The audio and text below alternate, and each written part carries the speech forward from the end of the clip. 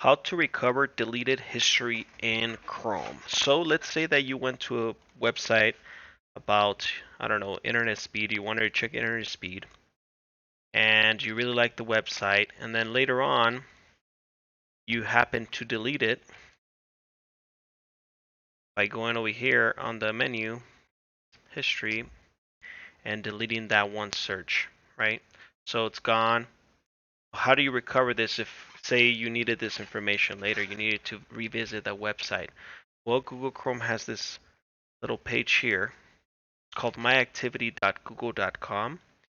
You will need to be signed in or logged into your account for this to work.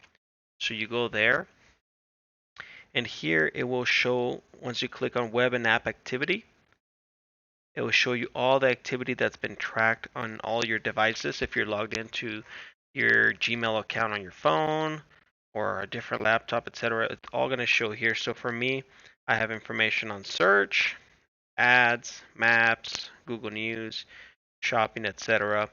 So you go here, click on manage all web and apps activity,